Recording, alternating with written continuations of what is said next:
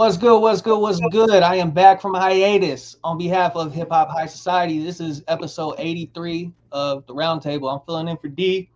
He's a little bit under the weather, so if it don't go as smooth and crispy as he usually runs it, just bear with me. I'm doing my best. I'm a country bumpkin, just a knuckle dragger. So, first thing first, we're gonna introduce our esteemed panel. Right beneath me, right here, is from the Culture Decides. Lee, what's good? How you doing?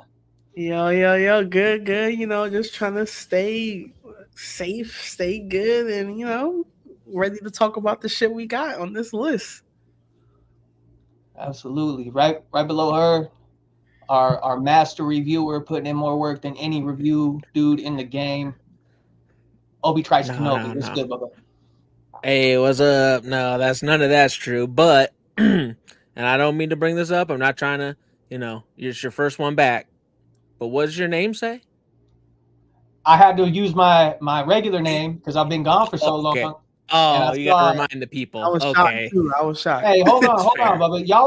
Y'all pulled in numbers last week, all right? I know some of these new folks don't even know who I am. So that's true. No, you got a great point. I didn't even think of that. So I got merch. I got merch to sell.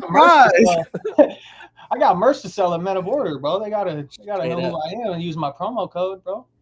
That's true. And also back from hiatus, Mr. Super Producer Jonathan Cloud. What's good, Bubba? How you doing? What's good, y'all? We telling the truth today. Telling the truth about what? About everything, but we'll get to that. Yeah, it's been a really, really busy week in hip hop. Yeah. A lot of trending topics, a lot of Twitter noise, a lot of cyber bullying, if you could call it that. I wouldn't call it cyberbullying, but a lot of people being manipulated, pushed to move in a weird type of way because of the comment sections. So, I mean, we're just gonna jump right into that. Our first topic is I know everybody's familiar with everything going on with LaRussell, so we're gonna check this clip out right quick and talk about it because everybody else is. Yeah, I gotta. He had a conviction. I had a moment in my journey where I had grew a disdain for Wayne, just because I started listening to everything. Like I started maturing as a human, and I'm like, damn, this nigga wasn't talking about nothing for a long time. And I think that's what his argument was. As someone who like grew up in these communities, right, and grew up with homies who I seen want to be bloods because they following Wayne and want to be gangster and want to shoot all the gun bar and shit. Right. Like I've seen the negative that he contributed to the community, and I had to look like, man, what are the songs where he really talked about something and gave? And out of 1,000-song catalog, it's minute on this end. It's like Georgia Bush. And that do bother me. Tie My Hands. That's what I was going to say. Tie My Hands is the only one I can think of. And that's the thing. It's like, if I hug you once, but I slapped the shit out you 1,000 times, your affinity for me is going, you're probably going to remember me for this. And a lot of people don't, as I mature, a lot of my old favorite artists, I'm now like, damn. Yeah. Like, I love you because I learned how to rap to you, but when you look at the contribution, it's like, man. Yeah. And there you have it. And I mean, we've had the discussion many of times about maturing into your music taste, especially as you get older. And I'm from that Wayne era. I mean, I graduated high school in 2010, so like 2006 through 2010, that was the Wayne tsunami. And like if I'm keeping it a bean, I can't disagree with what LaRussell's saying at all. I mean, even during that crazy run that Wayne had, few and far between if you're going to talk about like crazy subject matter or introspective songs. Not to disparage anything he did in that run, because it was great music, but I mean, you just got to call spades. You know what I'm saying? Yeah, no, I mean, personally, I've never been like a big Wayne fan like that. Like, I've enjoyed stuff for sure, but everything LaRussell said, I agreed with, especially if you're like looking at ratios and numbers of like real content to bullshit. You know what I mean?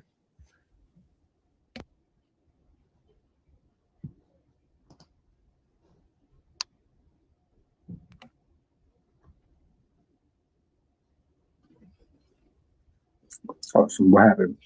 I don't know. It sounded like the audio cut. Yeah.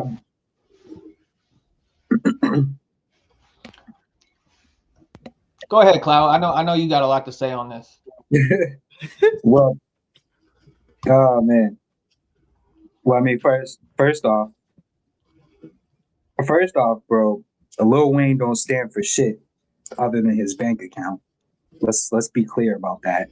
And he made that perfectly clear a few years ago when somebody confronted him, some interviewer, I forget if this was on ESPN or something, when they confronted him about how he feels about Ferguson. Is that right? Are you talking? No, you were talking about the comments he made about the BLM stuff on SportsCenter. It was like on ESPN or something like that. That was on SportsCenter. Yeah. Something like that. Yeah. Yeah, and his words exactly where my life matters to my bitches. So he's made it perfectly clear he don't stand for shit unless it has something to do with him or his interests. So that calls into question any song with substance that he's ever done. Because unless he's someone who's almost devolved, like maturity wise, as he's gotten older. But LaRussell isn't wrong. And the thing about what he said is he didn't even say he has no substance. He said it's very far and few between, which is a fact. And I'm somebody who has I've listened to every Wayne project. I've listened to the Squad Up tapes. I've listened to the Dedication, the Drought, the Evil Empire shit, all of that shit. Because I'm a student of this shit. But yeah, it's very few and far between. So to say he's lying or he's it's not even hyperbole. Like you could make even if somebody wanted to make that argument, it's not even hyperbole. No, it's very rare that he makes a song that's actually fucking talking about shit. Even when he was a lot more lucid. But yeah, man. Just this is a weird. This whole situation looks weird because it's like this is somebody who's earned like exactly where he is. He's earned that shit. And I don't know. I seen somebody say he basically incurred the wrath of the Drake fans, the Nicki fans, because they're all intertwined. And then on top of the partnership that he's doing with Roc Nation. Partnership, not a record deal, because Roc Nation doesn't exist as a record label anymore. And it hasn't for, I want to say 3 years now. And I know that as a fact because I had dealings with them in the same capacity that he does. So you have all the people that are on the Roc Nation shall crumble. Roc Nation is orchestrating the Palestine versus Israel war. All that. These fucking idiots. These idiots. That's the nicest way I could put it. There's other words I could use, but we'll just leave it at idiots. But he's like incurred the wrath of all these people. So I think he's wrong as far as him saying he thinks this is a smear campaign or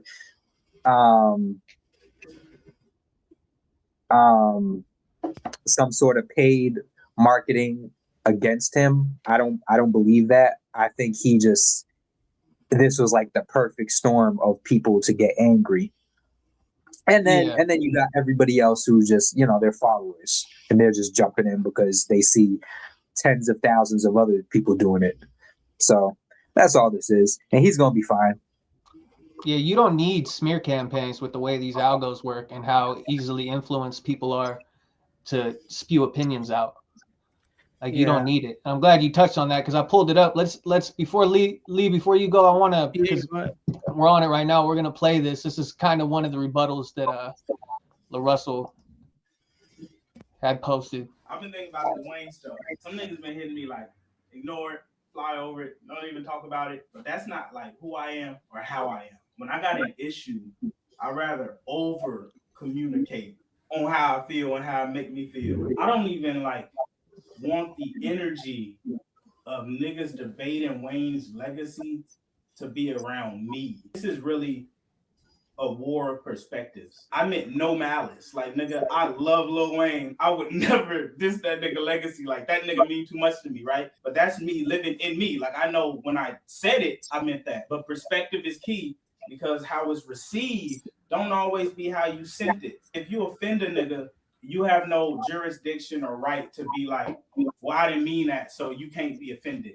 The punch landed on me and I'm offended, and I respect that and I empathize for that because if I was on the other end, I could see how one could take it as such. I don't even want niggas taking my side. My personal opinion of my experience wasn't to be taken as the world's experience, but that's a flaw in me because I could have used better words to explain what I was trying to say. The ego in me is always like, nigga, I'm not gonna apologize for some shit I went wrong. Nigga, I went wrong. You feel? We'll cut it right there. But I feel like if this had been the only rebuttal, like immediately after, stuff would have kind of simmered down a little bit quicker. But what were you about to say, Lee? I was gonna say I feel like people make it seem like in order to be a fan of someone, you have to agree with every single thing they do, and it's something I always speak up on because I'm like, yo, you can disagree or have constructive criticism about either someone that you listen to or are a huge fan of, and it doesn't mean that you're necessarily a hater or anything like that. You know what I'm saying? But I do think, unfortunately, LaRussell in the position that he's in, like y'all said, he's caught up in the fan base of Drake and Nicki and those kind of toxic fans, for lack of better. That's really what it is. Fuck the lack of better. That's really what it is. They're toxic. You know what I'm saying? So you can't have high expectations with that. And I do think people like to run with their thoughts, But I mean, big ups to him for putting the video out to say, listen, this is where I'm coming from. I think he's going to be fine regardless. I do think maybe some folks in the industry might try to kick around him, but he's been on his run. He puts in hard work, and no one can take his dedication to his work away. He's too nice, man. Yeah. He's too nice. He was very clear. He was very clear with what he said. Yeah. And anybody who misunderstood what he said was intentionally misunderstanding what he said.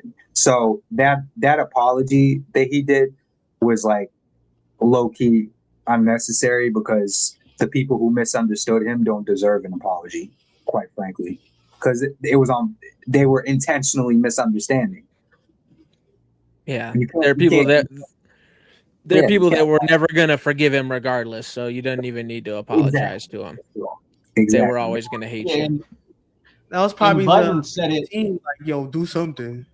But I don't think he I understood what he said because I'm like, facts. There's people I go and listen to. I'm like, damn, this was really my all-time fave back then. And I'm like, oh, he's not saying shit. Right. And then they named songs. He literally said my new, and then they named songs. They didn't say he has 0 songs with substance, but Yeah. Yeah, that's what I was saying before. It's just the ratio is off, right? It's just you could list songs that's got content, but Wayne has 1,000 songs. So even if you got 50 to 100, that's 10%. You know what I mean? That's not a key ratio. Oh no. I'm rounding up to be nice, but yeah. The craziest part to me, I guess, was also how it turned into well, LaRussell isn't good enough to have his opinion, or like his lyrics or his content's not good enough. It's like, that's not. Since when do you have to be better than someone to have a critique about them? You know what I mean? Especially when it comes to art and music, and like none of that makes any sense. Well, first of all, he is. He is. Yeah, stupid. He's better than Wayne has been for a long time. Yeah, no, I agree. For one, and two, that's bad faith shit. That people do that with everybody that they don't like. Like they'll go to Kendrick and point out his line where he's talking about eating pussy. It tastes like a spoiled plum, and like that, like shit like that. And then there's this is your king. Yeah, exactly. Bad faith shit. And it's we've talked about this a bunch of times too. It's trying to make objective statements from subjective material. It's like who is anybody trying to say who's better than what? Especially if like it's the recipe that you like to listen to. It's like you can't. It's a zero-sum game, honestly. This comment was in the Roundtable document, and I read it, and I'm not exactly sure how I feel about it, because I've always been a person like, you either keep it a bean or you don't. The comment says a lot of independent artists are missing the knowledge of media training. If your music is good and you have a big following, I suggest you respect whatever genre you choose to make music in and the greats that helped shape the genre. I mean, I understand the sentiment, but at the same time, like the whole cornerstone hip hop specifically is being able to say what you want when you want to say it. Say with the chest from the tip top. You know what I mean? Well, this is from the school of people who are no offense to them, but that mentality is from the school of people who are accustomed to how hip hop has been post 2000, like 2002, 2003, where everything is very like meticulous, like people are very safe, and you would have the outliers of like Nas on Hot 97 and shit like that, but for the most part, everybody's very safe and very like media trained, and like well, like when somebody asks a question, you have somebody in the background, signaling to them not to answer that or to say next question and shit like that. Where it wasn't like that before a certain point. And, like media training is like, media training is more so for shit like not exacerbating controversy. You know what I'm saying? That's already there. Not speaking your mind, or saying how you feel. Like that's at that point, then you're just a fucking puppet. That's not even media training. You're just a puppet at that point, where it's like you just oh, I love everybody. Everybody's great. Then you're Rob Markman. Yeah. No, that's it. I like Rob, but I like Rob catching strays. Everybody's great. Everybody's great. Hey, but it's a really good point though, because kind of it's like that delineation of people are focused on being an opportunist on opportunities they didn't create for themselves versus people that are just gonna like create their own opportunities. You know what I'm saying? Yeah. So. Well, yeah. I mean, it's funny. LaRussell got where he is by being genuine the entire time. Got him everywhere. And then there's one mistake in his life, and now it's, you need to get media trained. You need to do this. You need to. It's like the guy's gotten pretty far being who he is. I think he'll be all right. Like, yeah, it's just funny. And this is, for the most part, this is all kind of new as far as like the scale of everything. You know what I mean? Like Russell did everything grassroots from the ground up, and now it's nationwide, coast to coast. So I'm sure that there's a little bit of like inner dialogue going on that's kind of making him think a little wishy-washy on stuff. So I mean, more power to. I just, he'll be fine, and I wish him nothing but the best. It's because it's him. Let's be clear. because in that same interview, they were talking about how the dude RK Nephew, who they interviewed before him, was shitting on him, like was saying fuck Wayne, all that shit. And I know he's sitting watching all this shit like, oof, glad they didn't pull up my interview. Right. Yeah. But it's because it's LaRussell. It's not because of what he said. Yeah. No, and he's popping right now. So yeah, they see that hot air balloon taking off, and they're looking for anything they can to throw a dart through it. Well, and like, let's not pretend like it's not like a easy hot air balloon to aim at, right? It's like a bright yellow one too. Like LaRussell's got like a happy, fun energy that a lot of people are quick and easy to be like, this shit sucks. This is kiddie bullshit, you know, blah, blah, blah. I enjoy it. No, that's good. I just wish he'd stop wearing those stupid hats. Yeah. Like I said, I even get it a little bit, but realistically, it's not kiddie bullshit. It's just like hyphy Bay Area, California shit to me. That's like positive. No, it's not even like he's taking like positive type music but keeping like that regional Bay Area sound, which if you go back and listen to like the sounds that he molded after, like the Mac Dre's and the RBL and Andre Nicotina, I mean, they were speaking some pretty degenerate shit. Yeah.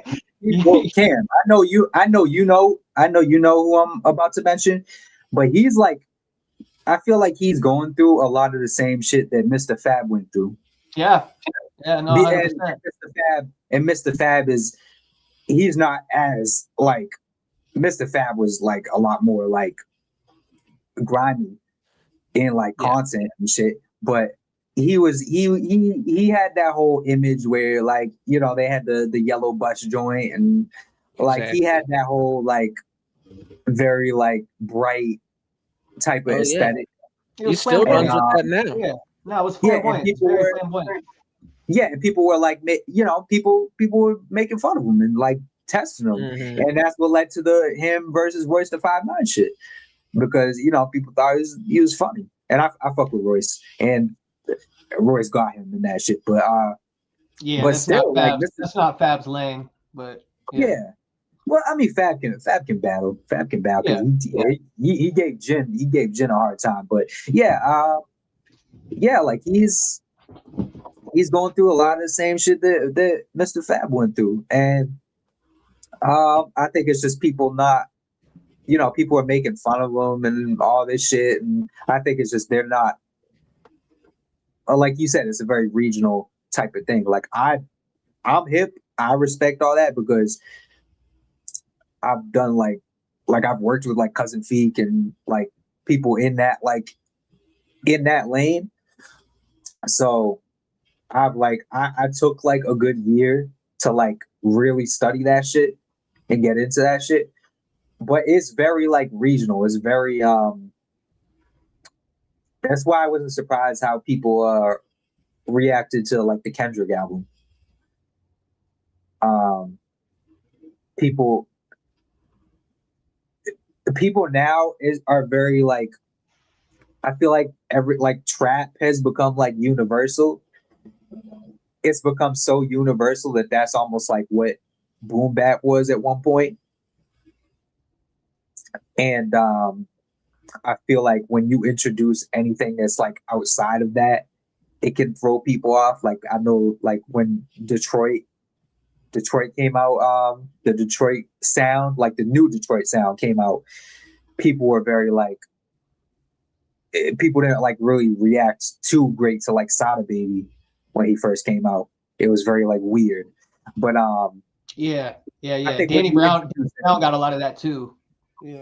Yeah, when you introduce any like outside elements, people aren't like, nowadays people aren't very like adaptable to like change or like something that's like drastically different than what they're used to. Like the whole bass shit, unless you've like grew up on that shit, or unless you have like a lot of people have like an aversion to it, or an aversion to anything that's like atypical. So I think that's playing into the the thing where people are saying he's trash. You know, he's weird. He's like, that's like kids bop music and all that shit. Like,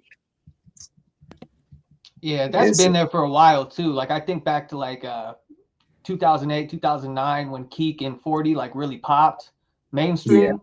And there was a lot of that going on too. People like, oh, I can't even understand who's this Keek dude. We can't even understand him. And it's like, that was one of those waves too, you know. But they all got it to a lesser degree because 40 already had like that OG status from all the legwork he had done. But Keek specifically, when he popped and put out those 2 projects afterwards, were fucking amazing. Yes. Go back, listen to Play Like Me. Like all those tracks were bangers, dude. He killed that shit. He really did. But there's a lot of similarities between what happened to them and what's going on to LaRussell, except the social media bubble's not what it was back then. But it leads into the topic of the discussion that we have on the screen is your favorite rapper actually saying something, or are you just nostalgic? And I mean, perception's reality. Everybody's going to listen to something and take something else away from it. I'm glad Cloud brought up the affinity to like not get interested in shit that's different, because as you guys know, I'm one of Aesop's biggest fans, and he's one of those dudes that a lot of people will be like, yo, this is just a collage of like random bullshit. But if you really study ball and like dive into it, it's not at all. So I think everybody's going to take different stuff away. I don't think it's necessary to categorize every single MC as someone who has to make introspective shit. I think that's silly. That's a stupid bar to set. You know what I mean? Exactly. Not everybody has to say shit. Like there's, bro. I was a big fan of Lil B for a while. Yeah, he wasn't saying. He was hilarious. Yeah, he was saying shit, but like he almost had projects that were dedicated to like being more introspective, and then he had like projects that were dedicated to just being funny. And yeah, like those were more entertaining, honestly. And yeah, like I fuck with like Graph, like a lot of mixtape rap, a lot of like early 2000s mixtape shit, like J.R. Ryder, and like I don't need you to be talking about shit all the time. Papoose, even though he's somebody, you know, he does have like a lot of messages and the shit, but like, yeah, I don't need that. And I feel like people get on like put themselves on a pedestal to where it's like, oh, I only listen to music with a message. But if they go through everything that they listen to with like a fine-tooth comb, not everything is like about shit. Like some shit is just rapping. It is about having fun. Oh yeah. You know? I got Aesop, Riff Raff, and Sparkmaster Tape on the same playlist, and I don't want to hear shit about it because that's just me. You know what I mean? And it's situational. They're for different situations during my day, and I love them all equally. We definitely all have music that's like, I mean, I can't speak for the ones that like to take it too serious, but you know, we all got shit that we like to vibe out to, like, you know what I'm saying? Like, and I do think it's kind of like weird that people are trying to poke at LaRussell, because like I instantly understood what he meant, but you know, that's how people are. And like Dee said, they trying to get that engagement up. So, you know, it's easier to just be an asshole, I guess, these days. Yeah. Most of Low End Theory wasn't talking about shit, and that's my favorite album ever. Yeah, it's a good fucking album. Yeah, there's a difference between like critiquing and just stating a fact or something that you've observed, or like, you know, but that also doesn't mean that it needs to be changed. Right. So like Lil Wayne had a great career. Everything, you know, what LaRussell did, he didn't say Lil Wayne should have done better and should have done more. He just said the content wasn't what I, as I got older, it wasn't as much for me, and his style, blah blah blah. But it's like, yeah, he's not stating it like a fact. He's stating his opinion. People got to chill out. Yeah, and the last part of what he said too, because people were getting on him about the whole him saying Wayne influenced people to become Bloods, and like he's influenced a lot of bad shit. Let's not act like he hasn't influenced the worst parts of rap right now. Every bad thing about hip hop right now, you could trace directly back to Wayne. Sorry, I'm gonna stay quiet and brush my beard right now. Like all this, all this shit. Are on a similar page on this. The people who can't fucking sing, who drown their voice in auto tune, and they want to call themselves a singer. All the fake rock star shit. All the people who think they can just freestyle everything and don't write. Oh, I'm coming up with everything like on the top of my head, and they're fucking trash. Please stop doing that. Yeah. Every single thing, every single negative thing about hip hop right now traces directly to him. I'm sorry. Yeah. No, I mean, he was at the top of the game, right, for 5 years. He didn't really have a good influence on rap. Yeah.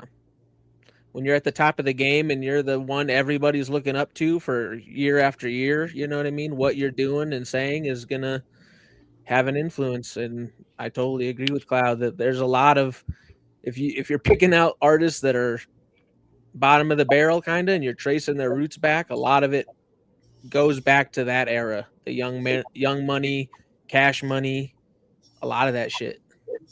Yeah. I mean, I wouldn't say that. I would say more so his the Carter 3 at that point. I wouldn't say like the Cash Money era. Well, sure, but I meant it as it was Young Money, CMBMC, whatever, when it was all mixed together. That's what I was saying. Yeah. Not the earlier era, but yeah. Yeah, like you could tie everything directly to Carter 3, which also isn't his best album. But that's the last one I liked. Yeah. I feel like we covered that really well. Yeah. Mm-hmm. Hey, next up on the docket though, this is something that kind of hurts my heart, especially because of the song that he dropped afterwards. We're gonna get into this CYHI nonsense.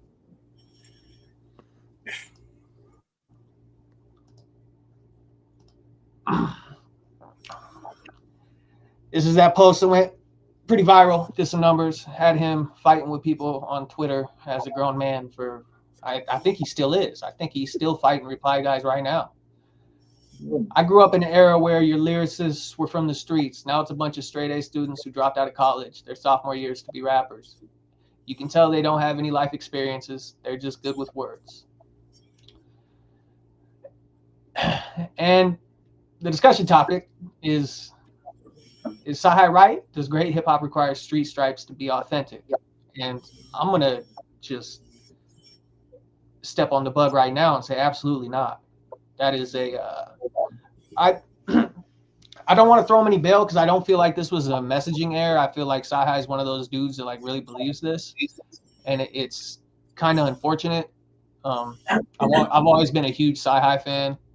His early stuff with the battle leagues and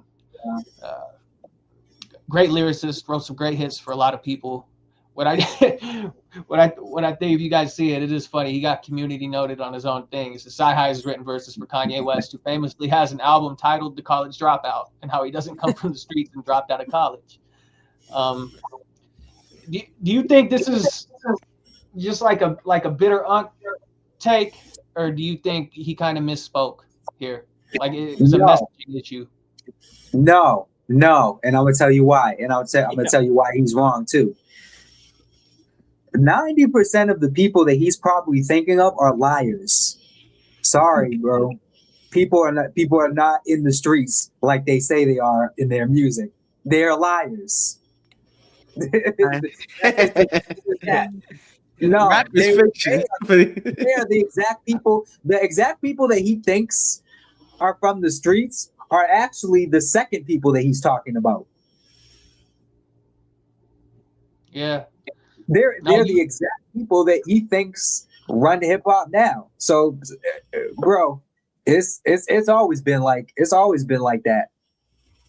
The people they are liars and they were selling an image. Nas was not in the fucking streets like that, bro. And that's one example. Like you're gonna get a Prodigy like here and there, but even Prodigy wasn't like super into the shit. Like that Most was of like them, even the ones that are kind of aren't, bro. Like even the ones that are kind of aren't, because if you're gonna take the time to put it into music and try to get out of that situation, you really ain't got time to be doing all that extra shit.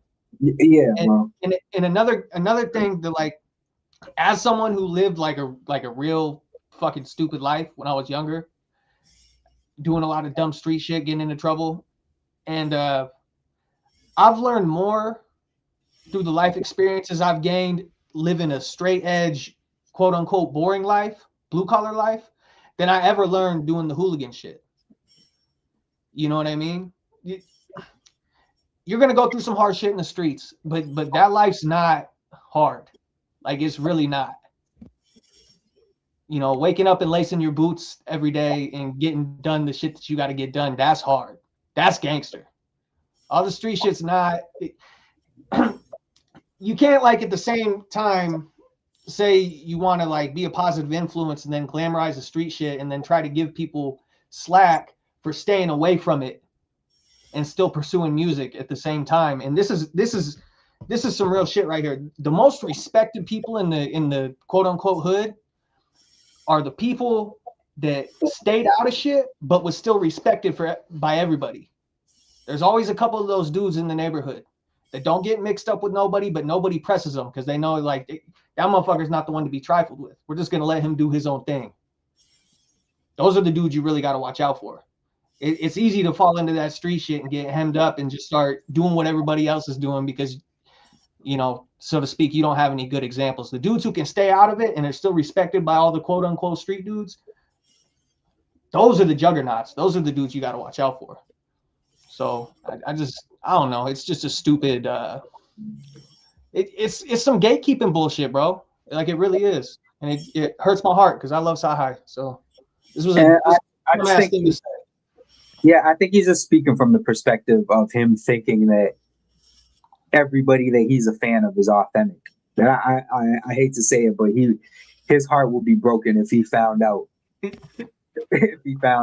the reality of some of his favorites. You know? I mean, at a certain point, you gotta step away from that. The shit you rap about if you want to live long, you know, or you want to end up like some of these dudes where it's like, oh, bro, why were you hanging out around the old hood? You know what I'm saying? Knowing that you got people out there that want your life and will take it thinking that they'll get it, you know?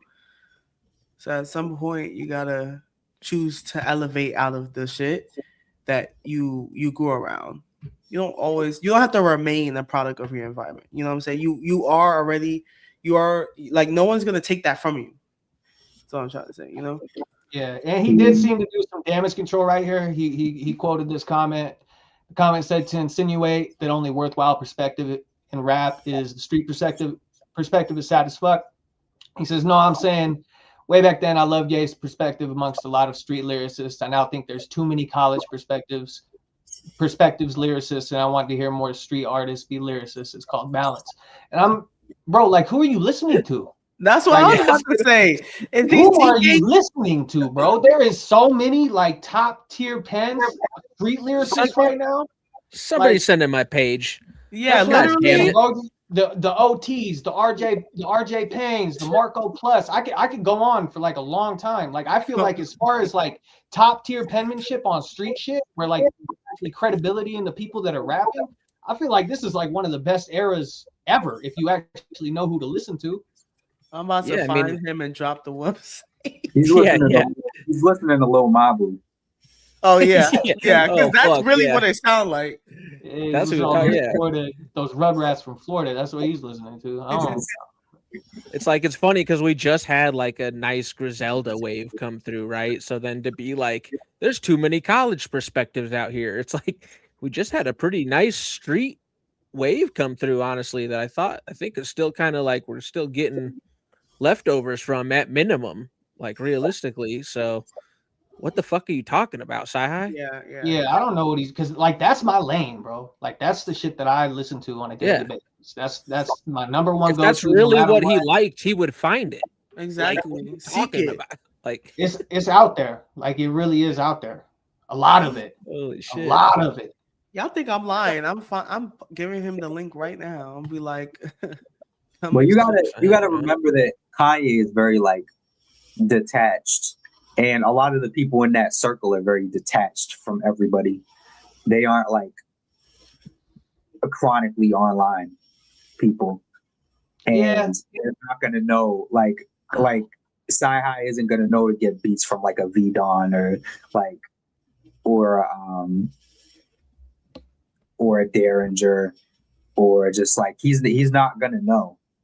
And he's not gonna, and there's not really any reason for him to know because he's surrounded by people like Boogs, 88 Keys, such and such. Like he don't need to reach outside of that or look for new sounds. So it's like it's just a very like they were all in a bubble. I think some of them broke out of it, but when you're that close with somebody like Kanye, who's detached, that kind of makes sense for you to get like stuck inside of that same bubble where it's like you only know of like who's in the vicinity. Yeah, that's true. I think part of it might be regional. Sorry, go as ahead. Far as like CYHI being in Atlanta and like being around that scene right there. I mean, maybe I don't think there is a lot of authentic top tier penmanship street shit coming out of Atlanta right now. So I can kind of understand it from what Cloud was saying. Like he kind of probably is a little holstered when it comes to exposure. But Griselda is there. Be aware that West Side Gun like lives in Atlanta. So it's like that's but at the same time, like you said, he's not like outside. He's not in tune. He's not in touch with shit. Yeah. So I think he knows who those people are, but he's not listening to shit. That's really what I'm saying. Like he's just not listening to shit. That is just funny that he's speaking on it. But yeah, at the same time, it's like, but people do that all the time. They won't listen to shit, and they'll say like, "Oh man, like there's no lyricists out here," and they listen to the same 5 people. Straight up, no, that's straight up. One of the other comments that he had responded to, that I mean, there's probably some validity in this. He responded to a comment that hip hop's in a better place than it's been in a while. I wonder why it's always the dope artists that want to jump out the window with terrible opinions. It's like constant praise no longer does it for them. They want that heel heat. He said, no, it's not in a better place. There's barely physical copies of music. There's no hip hop platform that plays music videos. Too many artists streaming, so that doesn't pay. So what are you talking about better place? And I mean, there's validity in what he says right there. I agree with the last one. There's validity there, but like as far as like musicality wise, I mean, hip hop's dope right now. So, and if he wants to get physical copies, he can get physical copies. There's a bunch. OBB buying the physical copies all the time of underground artists. So I'm like, yeah, no, that's what I was gonna say. Is like I get what he's saying. Like compared to, 2005, nobody's buying physical copies. There's a lot less, but compared to like 2018, I feel like it's up. Like vinyl sales, or people are buying vinyl like crazy. Like it just depends on the artist. But I mean, yeah, I buy underground CDs quite often.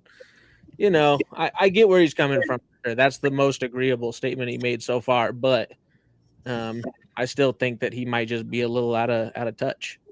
How much switching his narrative too, that makes it hard to like, bro, what you really saying?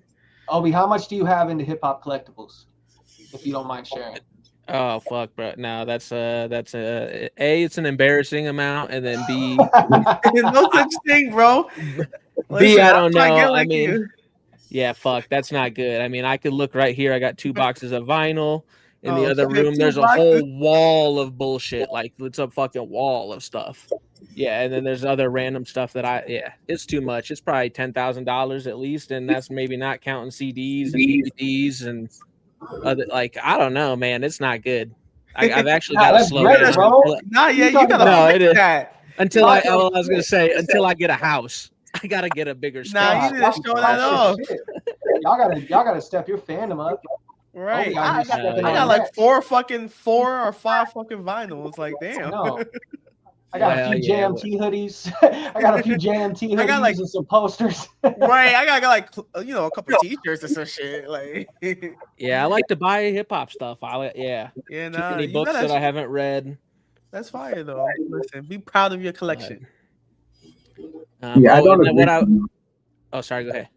No, I was gonna say I don't agree with CYHI as far as like the physical, like even putting the underground aside, everybody who distributes like a mainstream album has like vinyls and physicals, like it's all the way up to like Taylor Swift. Yeah. Like she'll distribute like 5 different versions of vinyls and then J. Cole was selling like CDs out of his trunk. Like everybody is selling physical copies right now. I don't know what the fuck he's talking about. Yeah. Well, and then I don't know if we're gonna get into it, but then he dropped that song that I personally was pretty underwhelmed by after all that. Let's talk about it. Let's talk about it, bro. Because I was one of those dudes who like, yo, CYHI's that guy. Don't get the smoke with CYHI. And I don't know why he had to go like 2 Buzz Lightyear up and beyond with the fucking entendres and shit, and thinking that it was gonna resonate. Like if you dissect the wordplay and everything in there, yeah, super dope, cool. Beat choice was insanely horrible. Like insane. All right, are we going to church? Like what is happening right now? And I think he was trying to prove a point to a bunch of people that like aren't gonna register the point he's trying to prove through his pen. There's no denying that CYHI's pen is top tier. He's a great lyricist. But when you get into that overcomplication phase, trying to prove a point, like, man, talk about muddying the waters. Yeah, the beat's trash. How many mics? Yeah. How many mics? How many mics? It's not good. It ain't gonna be good. Cloud pulled my card too. As soon as that shit dropped, he went in the chat. He said, "Nobody wants that smoke with CYHI." I was like, "Fuck, I gotta take that." No, I wasn't even referring to you specifically. Well, I know you weren't, but I was boisterous about it, so I had to take it on the chin, bro. I had to, because I was like, I'm listening to it and I see that comment, and I'm just like, damn. Yeah, I've just seen a lot of people say that, and I was just like, well, when has anyone gotten the smoke from CYHI? What makes people so scared of him? And with shit like this, he's not scaring. You're not scaring me. He's not scaring. I don't know who he's scaring. So.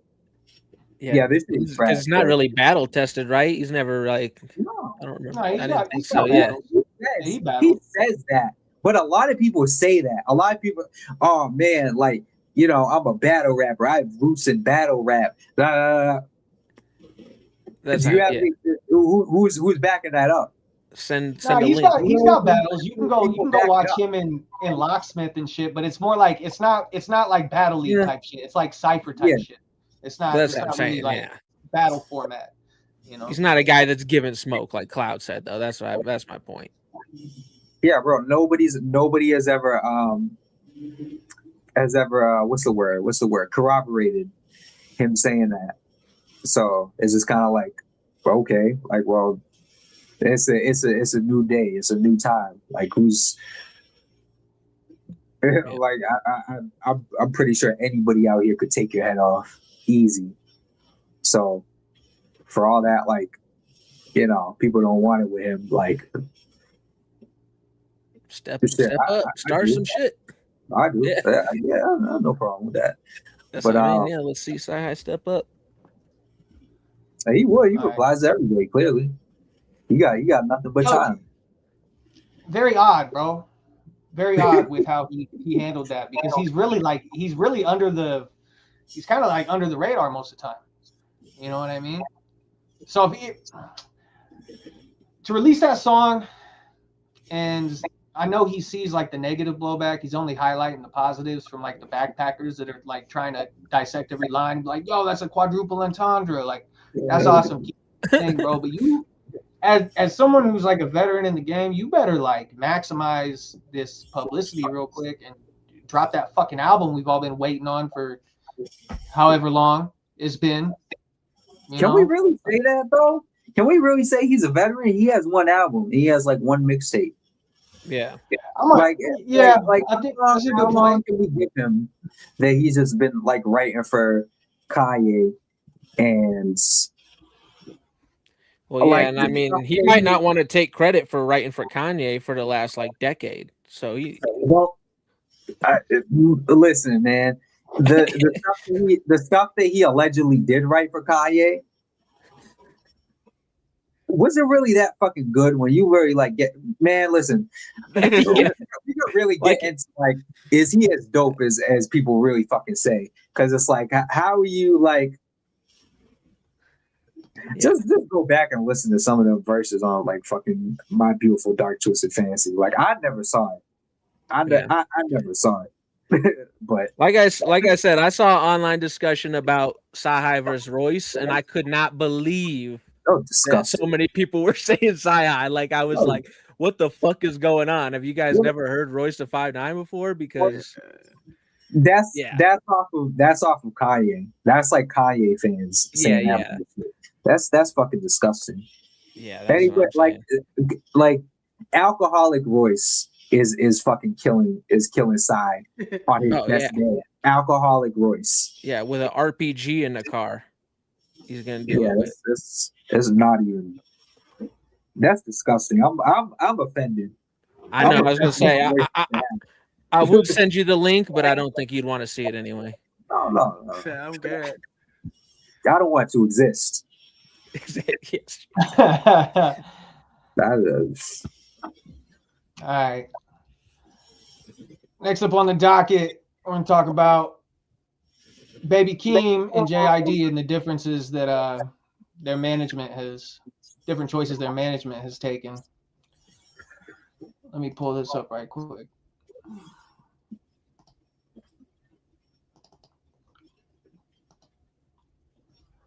The way Kendrick is handling Baby Keem's career is the way J. Cole should have handled JID's career. Big difference in the rollout of Casino versus GDLU. Honestly, bro, I haven't seen much of anything from either as far as like the marketing goes. Honestly, I don't know if I'm not looking in the right spot or what. Well, Baby Keem has this whole documentary. Oh, go ahead. No, you're good. I was just saying, Keem has this whole documentary that he's been like rolling out, but honestly, I feel like it came out of nowhere. It's like, yo, Keem just changed his profile photo, and yo, there's a documentary. Oh, Kendrick's in it. So I feel like he got that buzz from there with just like, yo, Dot's in it. Is he gonna be on the album? And people are also excited for Keem because it's like been since 2022 that he actually dropped a project. So I don't know. I feel like it's been that long. Yeah, 4 years. No shit.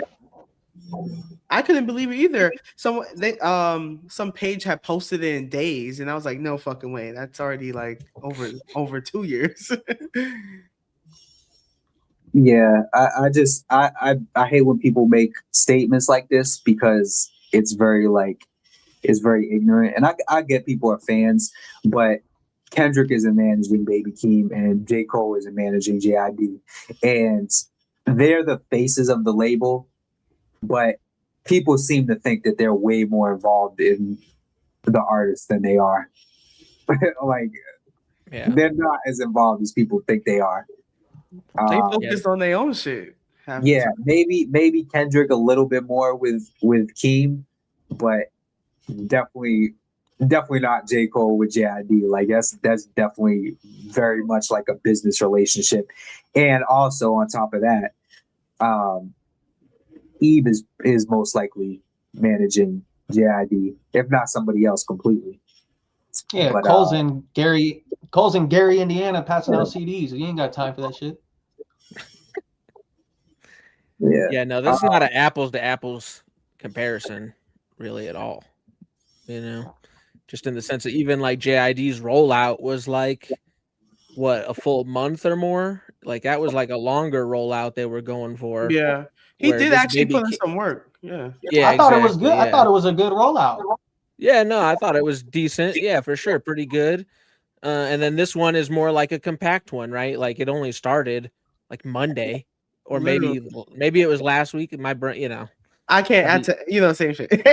My brain's all over the place, but a little cloudy. Point is, one's compact and one's like was more elongated. Like they're definitely not the same type of rollouts. And like you guys said, I mean, yeah, Kendrick is probably a little more involved with Keem because that's his cousin and all that. But regardless, they're not managing these guys, and it's not that kind of a scenario. You think like as spectators, do you think there's some like residual animosity based on the way that like Earth Gang and Boss was handled that handful of years ago? Because I mean, you don't hear nothing from them no more. Boss just dropped. Yeah, Boss just dropped. But when they were on their wave, there was a lot of people talking about how that got fumbled as far as like the publicity and the. Yeah, I mean, I don't know. I just don't think that label markets very well. That's where we are. Yeah, I was gonna say that's also like, to be fair, right? What Kendrick's only like, if we were, they're not managing them, but if we're talking guys underneath them, Kendrick's only got the one, right? And all his focus goes into one person. J. Cole has all of Dreamville. It is multiple people too, right? So again, they're just totally different types of situations. He also got a lot of shit for Ari Lennox too, J. Cole. And like that whole, like, people were like, why is she even on the tour with Rod Wave? But I was like, you know, like Cloud said, like, how connected are they to the actual decisions that are being made? You know, it's more so like, you're the face of this, which is also, it's pros and cons. You take on the negative feedback that comes with being the face of a label as well. And like, in that sense, does it make it your responsibility if you're deciding to be the face, you know, or should you take the back seat versus being the face?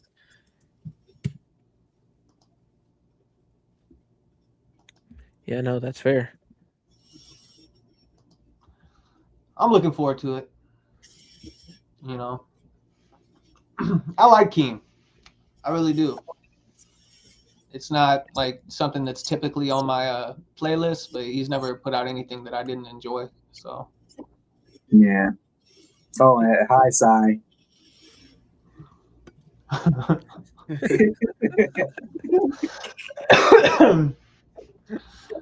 Well, we're just talking about two of the three. We're gonna hop into our next topic is the Sixth God. Drake still teasing Iceman album despite no clear news on release. Let me pull this up real quick. That shit's never coming. I'm just kidding. I'm sure it will, but just like, holy shit. We can say we can only wishful hope. Thinking. Headline says Drake teases a deep freeze as fans await Iceman. That picture looks like him in blackface. I'm not gonna.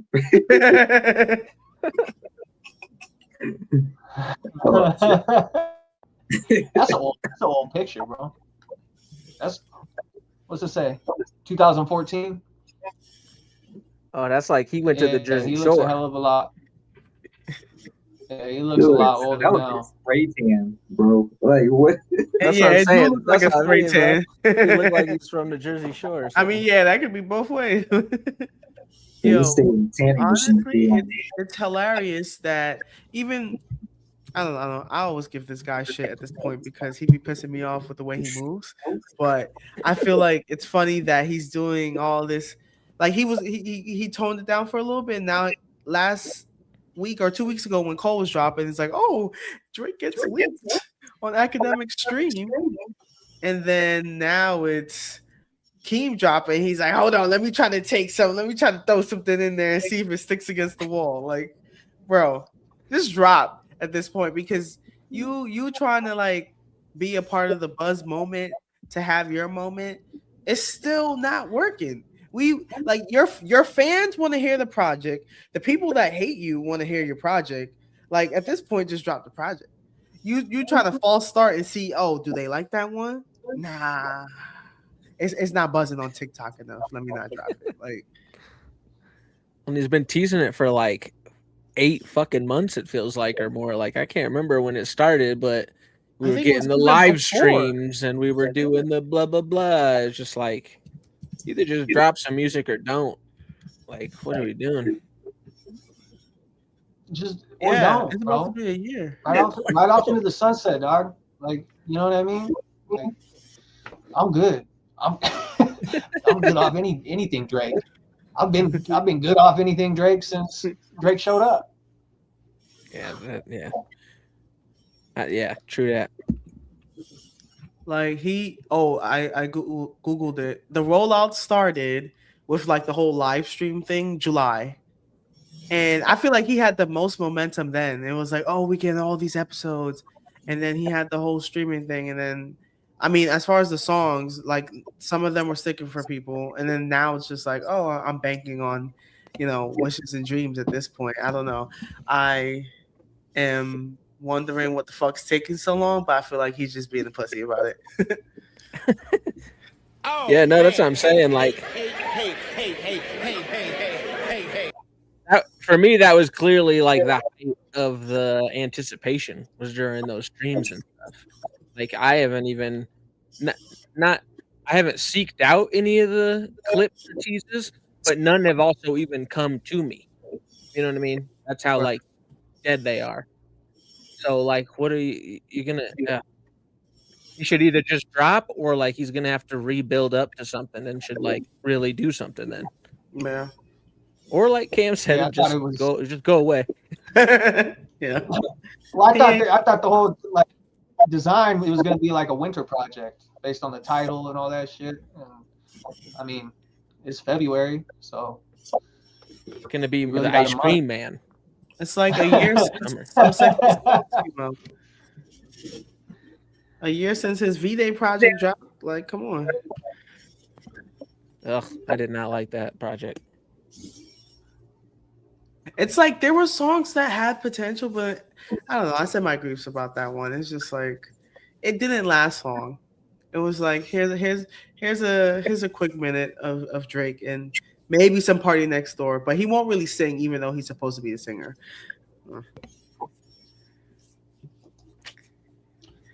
That's Drake for you. Yeah, that's good. Enough of the Drake. You guys ready to get into Dub or Dud? Yeah. All right, this week we got Kilo Soul, and he went mega viral. This dude that was rapping to J. Cole in his car when he was that's funny. When he was handing out CDs. Let me find it real quick. Another guy did it too, but we didn't hear the song this time. He just saw played that. it. What do they? The dude that blew it. Yeah. They changed his name. All right, so when the song's playing, everybody mute your mics and we'll give our positive feedback or negative.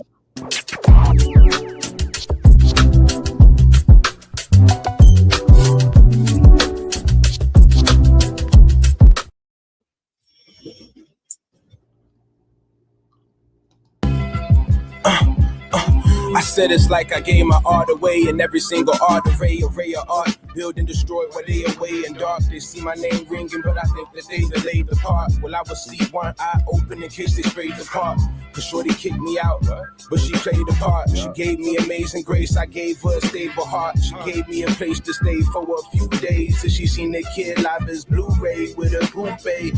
Guess it's safe to say, obey. Had to change your heart, change the part. In my new season, I got angels art. Never did I think I'd see the day where our ways apart. But life goes on, baby girl. I keep making art. Barely do I sleep at night. Rarely do they tame a shark. Shorty know my future brightest visions. I was made in dark. Black man, feel like Batman. Tell them take they mark. I'm lapping niggas so the race can start. I make taste for art. Different flavors if you savor it. You can taste the art. I rose. I remember when I watched them take the car. I hate this part. My life is like a script, but I don't trip. I just shake it off, flip the tabletop, turn the cable off, make a plan, then write it down. They just make it up. Ricky Bobby, word to baby Jesus, I'ma shake it up. The scene ain't the same without Kello, baby, tape it up. And break a leg until they break it up. A leg until they break it up. A leg until they break it up. A leg until they. These niggas talking, but ain't saying nothing. I said, I know I probably smoke too much. Pain in my veins from sustained in the rain. I probably joke too much. Shorty is or oil is, the moral is she probably use her throat too much. A horrible horse she is. She love Megan Stallion. I love her for her portrait pics. Love her for my fortune. Get too fortunate. Have some kids. Get divorced and shit. I'm never forcing it. Unless the forces get way too poisonous. No avoiding it. Trauma in my technique. And she sweat me. I'm Orpheus. Transform a toilet shit. My new tape will probably make the toilet flip. Drugs in my species, I take it out and boil the shit. And injected in the ink, I wrote this poem with M&L flipping videos like King Quello, I'm the best and I'm gorgeous, bitch. Is you recording this?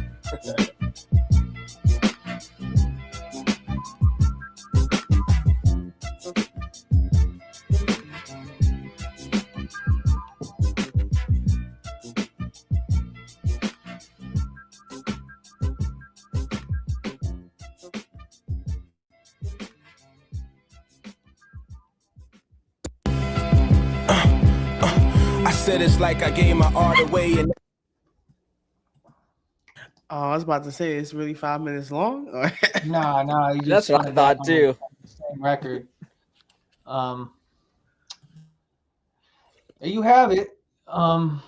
First up, I put him for. Usually we save him for last, but I kind of want to hear his opinion first. Cloud, you're up, bro.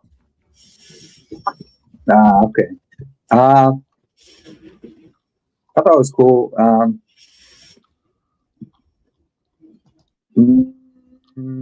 Not really anything crazy. Just kind of like in the middle. First of all, that's dope that he got, that he got the opportunity that he did. So like salute to him on that, and taking advantage of that situation. Then, I'm sure that put a fire in him. I mean, the song's not really for me, but I fuck with the direction that he's taking. But I mean, I guess I'll give it a slight thumbs up. But yeah, not knocking dude or anything. It's not my slight. Yeah. Got the reluctant thumb up. Obi, what you think, Bubba? Okay. Yeah, I'm pretty much kind of where Cloud's at with it, where it's like there were parts of it that I liked, like there's elements, like the flow was cool, the beat was just all right. It was like good enough that I'm probably gonna say thumbs up here at the end, but if we had a middle thumb, it would be middle.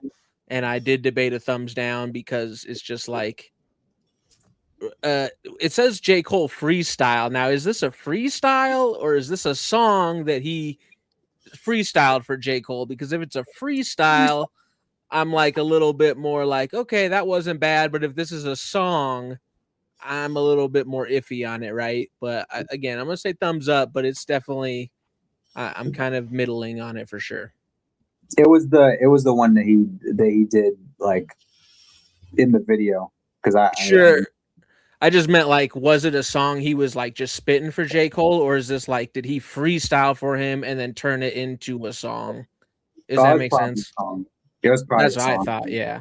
So if it's a song, I'm still gonna say thumbs up, but really it's a middle thumbs up. But whatever, you guys get it.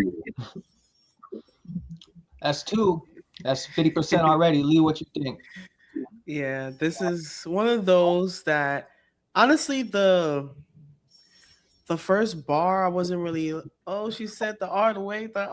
I wasn't really feeling that. But I feel like in the middle, like I was like, okay, like you do have the ability to rap. And like Obi said, if this is like, if he was genuinely saying this off the top to J. Cole in that moment, then okay, yeah, you know what I'm saying? But freestyle, you're trying to find your cadence in the beginning, trying to find your rhythm in the beginning. So the other way, I forgive you for that one. But as a song, it's just like, okay, like it's okay. I feel like I would give this in my Lee rating, I would give it like a 1 out of 3.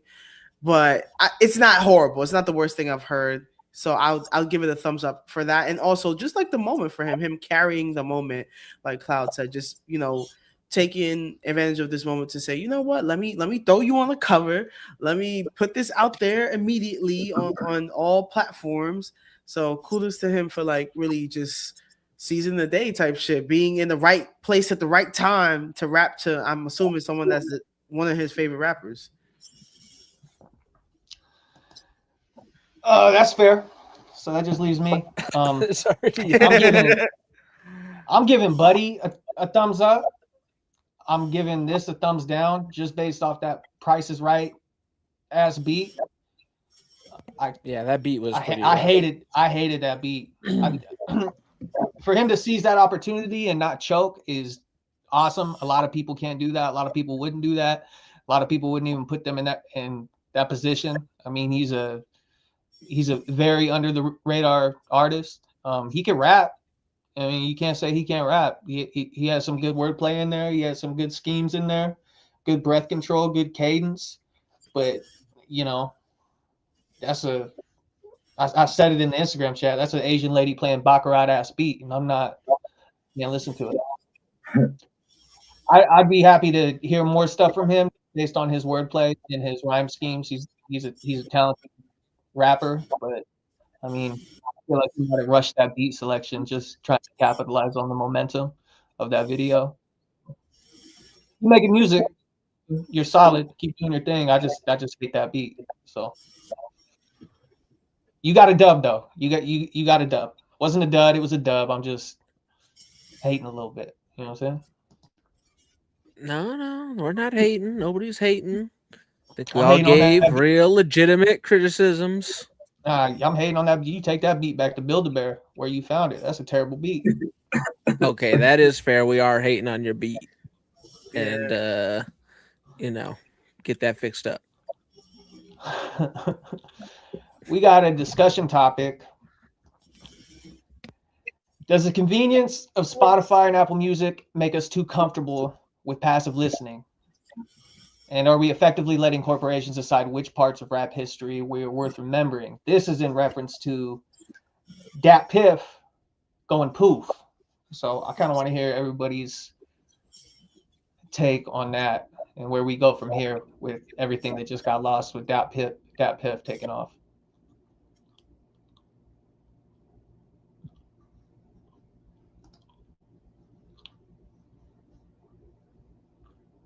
Was anybody like a frequent DatPiff user?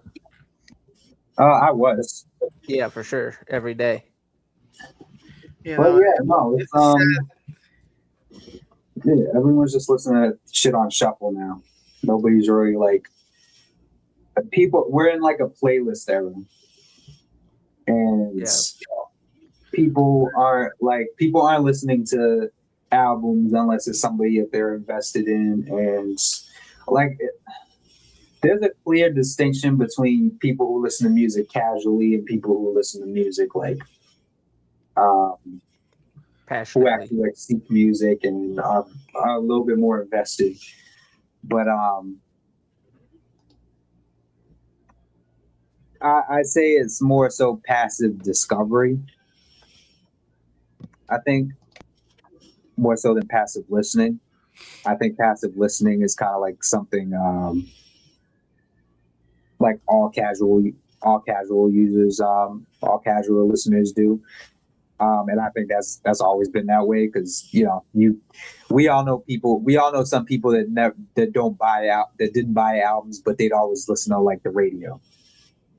But they never like actually bought albums or anything like that. They just listen to what was on the radio. So that's kind of like always been a type of person. But I think Spotify is like definitely fucked up like music discovery in a lot of ways. It's made shit like almost like scientifically. If you're listening to somebody like this, they almost like tie that directly to somebody else that sounds like that, and there's not really a way to like find new like people like that are like a lot more like unique or special, unless you go out and seek that specifically, or you're recommended that by somebody. But yeah, I think people are just comfortable listening to things that are similar to the things that they're already listening to. So it's just kind of like a snake eating its tail, like I feel like we're in the era where I'm not sure how familiar you guys were with On Future, but there was like a guy that like sounded like exactly like Earl. His name was like Jack Mushroom. Oh, and, shit. That's crazy. So, okay, I hella remember that. There was him, and then there was like Chester Watson. And Chester Watson like grew into like being his own artist, so just respect to him. But I was using it as an example. But yeah, like I feel like that's how music is tied together now. Like just people that are basically like offshoots of whoever you're listening to. And it's very like cheap, and it's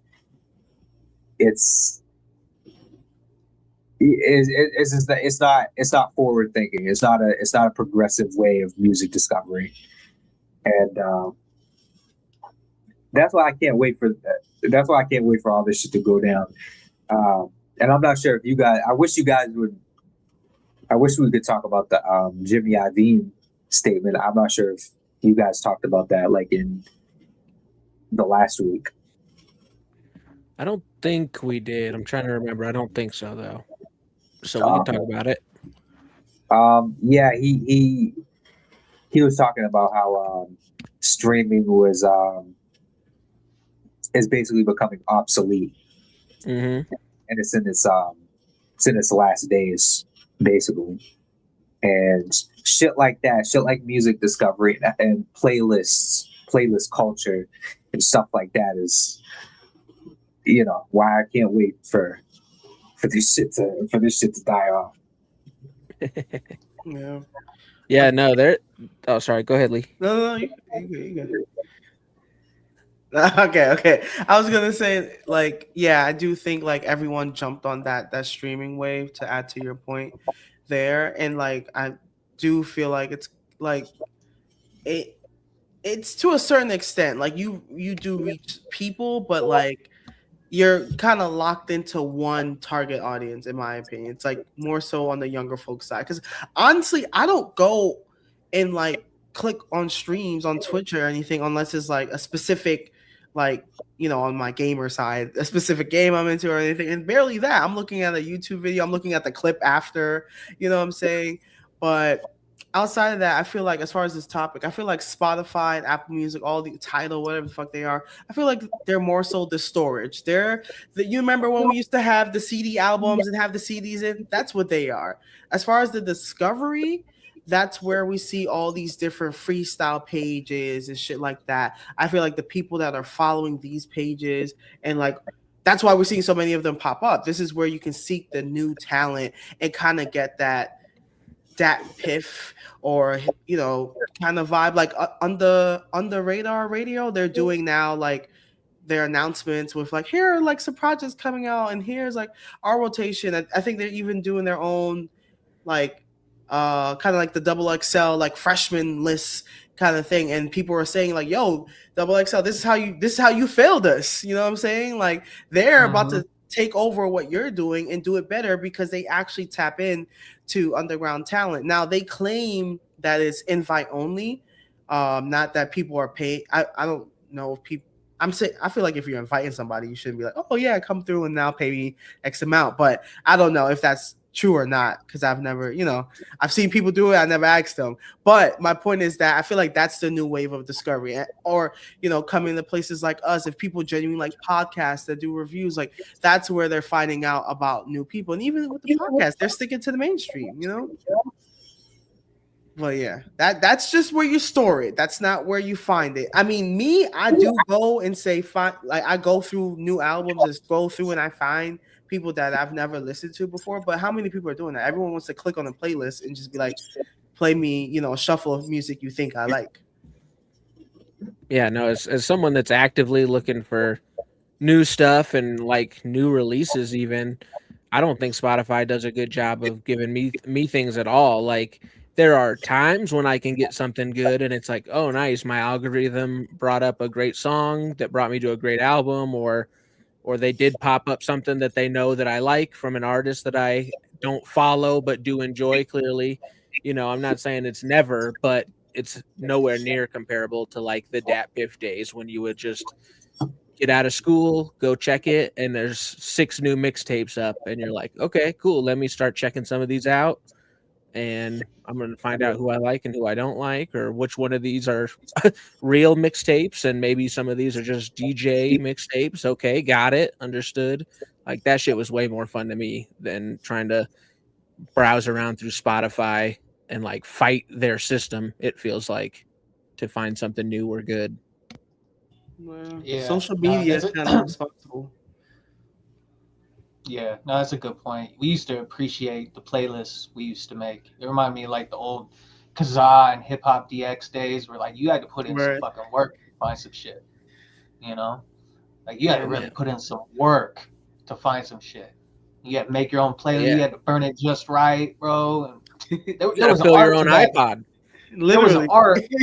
There was an art to like making that CD playlist. It took 3 days on dial-up. Man, yeah, it was inconvenient, but fuck, I miss that. I really do. I just feel like I remember being on the school bus and just having like the little zip up CD case with all the CDs out there. The Walkman and everything. Yeah. Oh, yeah. It's like I was have like that back in a week. You owe me $10. I was at the end of Walkman phase into like iPod. I was right in that cusp there. Not to make y'all anything. I ain't saying that. I'm just saying I also went through the LimeWire phases of things, and you had to choose which songs were worth it. Or YouTube convert me shit when I was a kid. But I burned my fair share of CDs as well. But now it's like whatever I can find on social media, which is also a big part of the problem. People just want quick sound bites. They don't care about actual and sometimes too, those sound bites on TikTok, you be like, oh, this shit is fire. Maybe it's worth listening to the whole song. You go and it's like, oh wow, this is ass. Like it was just that one part. Got it. Yeah. And that's what these artists are putting out. They're like, if I could get the hook to sound fire, fuck the verse. You know what I'm saying? Like, I really feel like that's been doing people a disservice too, though, because they set that TikTok algo bar so high. It's almost impossible to live up to that with the next release. You know what I mean? And everybody, anyone who's not in tune with like the music itself, that are just looking for that, good luck winning them over. Like, and how many times are you going to do that? How many times are you going to execute that recipe before it doesn't work? You know what I mean? So it's like who's buddy, the $1 Million Baby dude. Oh, Tommy. Tommy Richmond. That's a prime example right there. I mean, that's a talk about a shooting star and like way to fizzle out before you even get to the show. Like that's a tricky game to play if you want to play the trending soundbite game. Like it really is. Facts. No, he definitely did fizzle out quick as fuck. I feel like even Jack Harlow. I mean, I don't listen to him, but I feel like even him, like, I know we were talking about Drewski, funny enough, earlier. When I went to the show because it was like $20, I was like, fuck it, let me just go. I hope so. I hope it was only $20. Yeah, it was $20. I was not paying. A friend of mine was like, I have to go. I was like, okay, whatever. I don't have nothing else better to do. But Jack Harlow came out. He was like, yo, you know, me and him, Drewski and Jack Harlow, man, cool. And like, it was kind of quiet, like, no lie. And I feel like he even awkwardly left the stage. Like, I was like, I thought more people would be excited. Yeah, I think he's got a new album coming soon. So let's see what he decides. Somebody should review that. Somebody stop me.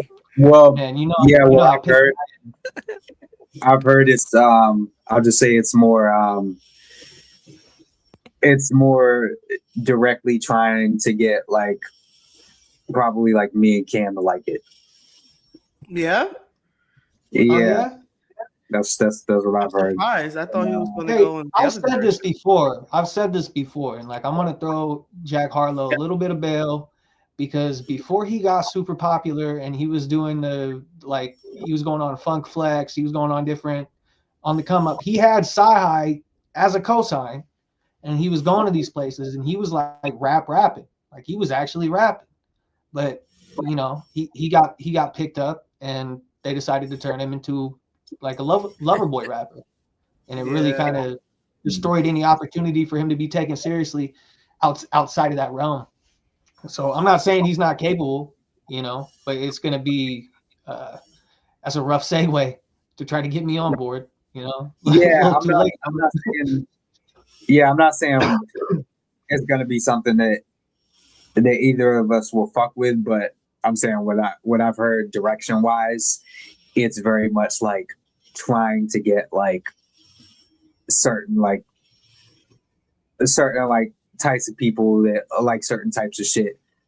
Basically, he's targeting like backpack hip hop shit. Yeah, okay. It's like a credibility project. Yeah, and that's kind of where he was leaning with the last one, the Jackman shit. So I'm not surprised that he's like going full in on it, where it's like, oh, this is going to be my underground album, which I'm not surprised either because he has I believe Nemo Achita on his team, and I'm not sure if any of you guys know who that is, but he's like somebody that was like very like he was one of 88 Keys artists like back in like the blog era. So that's like somebody that I was surprised and happy that's on his team. So I kind of knew that element was always there of like somebody that's like really like rooted and shit. So I was never like he's gonna like completely like become a fucking like Drake carbon copy. I always knew that he was gonna like have it stay grounded to some degree, but I'm still not the biggest fan. But that's just because I don't, you know, I'm just not a fan. But I do respect him too. Nah, he's not a talented dude, and I hope that I'm proven wrong. Like I like being proven wrong. I like seeing people win, and he's. Do you guys watch Dave, Lil Dicky show? Yeah, I did. Jack is a hilarious dude. Like the scenes that he cut with Dave on that show were fucking funny. Like he's a talented guy. So, you know, I'm not gonna put it past him that he can't execute and actually put out some like real rap shit. Because like I said before, like when he was coming up, I heard some shit from him. I was like, okay, he's getting busy. Like, and he had like that regional like Louisville, Kentucky like grit behind his raps and shit. Like it was cool. It wasn't bad at all. You know. Lil Dicky is somebody who is like he has the raw talent, but he wasted it. He's a joke too. But yeah, Jack Harlow is. I think he could redeem himself.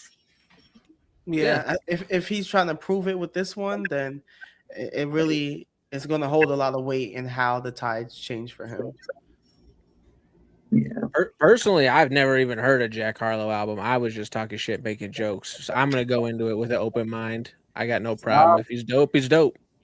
Save yourself the time, I would say. Yeah. Maybe give the new one a chance. I don't know, but not the ones that's currently out. maybe I think you might like his last one, the Jackman one. Pause. I'll check it out. Yeah. Why did he choose that? They didn't think that through.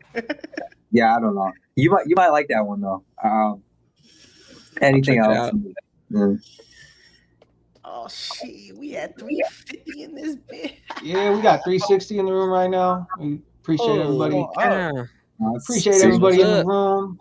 I skipped over it, but I do got a crash dummy. So let's get into that real quick, huh?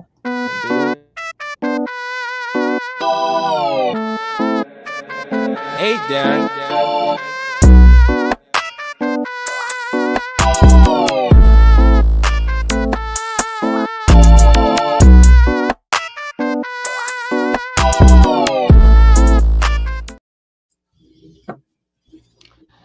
This week's crash dummy is Dean the Great, Dean the Lame. I don't know if you guys have been seeing the smacks that this dude's been getting. I mean, he got slapped in the face by Larry Wheels for being disrespectful to his wife, and not only 24 hours later, took a mean Muay Thai elbow right to the side of his face for testing a previous UFC fighter. Let's watch it.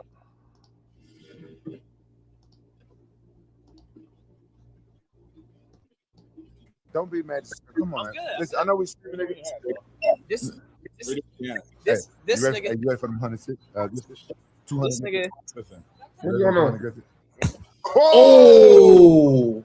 Whoa, 200. And if that wasn't bad enough, not only 24 hours later,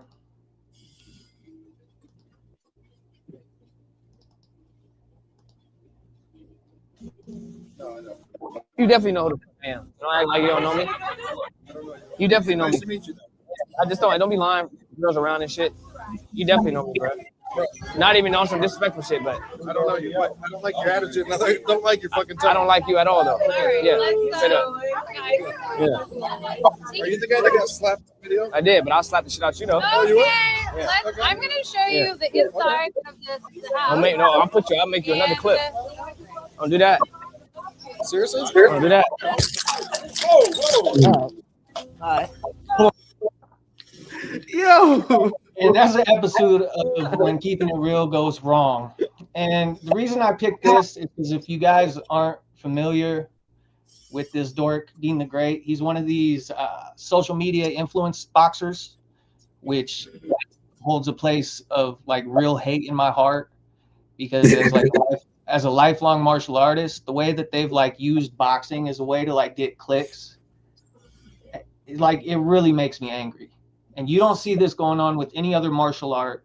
You know, no one's out there trying to do karate championships or Brazilian jiu-jitsu or Muay Thai. For some reason, the Jake Paul wave has convinced all these influencers that they can be tough. Dude had a handful of fights against some other YouTuber no-names. And the thing about martial arts that you take away from martial arts is the Bushido Code. The Bushido Code is very important. You walk around with honor. You don't cause bullshit. You're not disrespectful. So you think you can get in there, do your little boxing workouts, and I know he's in some bullshit gym because there's no way he's in a real legit fight gym walking around like that and acting like that. That shit does not last. So I'm glad that it happened to him. I hope that it happens to more of them. And, you know, once we blow up and we're super famous, maybe I can put an end to this personally. So, yeah. You were the crash dummy of the week. I think that first one was staged though, because I seen that video and that first one seemed staged. That second one definitely wasn't staged.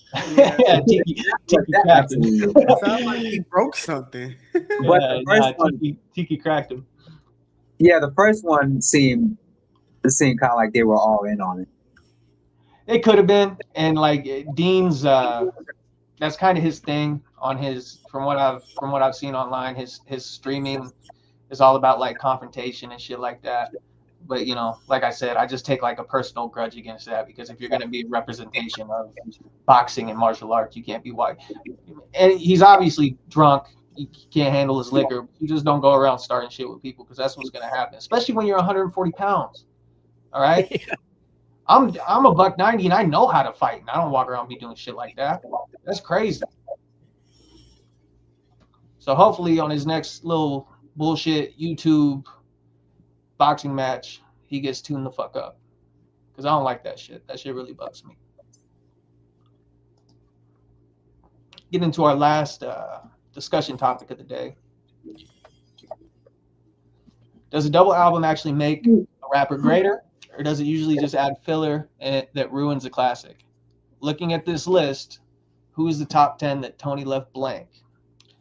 Let me pull up that list real quick.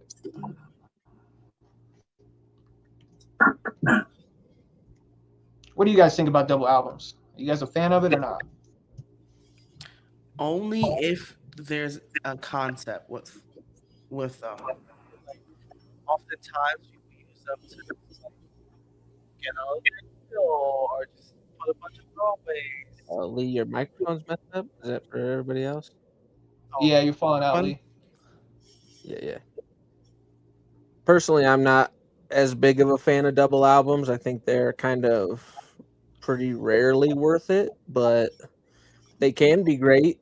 And I mean, if it's realistically, if it's an artist I like, I'm never really that mad about getting more music, if that makes sense, right? So like, even if they're not like a double album of amazing songs, if it's one of my favorite artists or something, I'm still like, yeah, even if they're like, okay, I'm still kind of would rather have them than not have them to a degree. So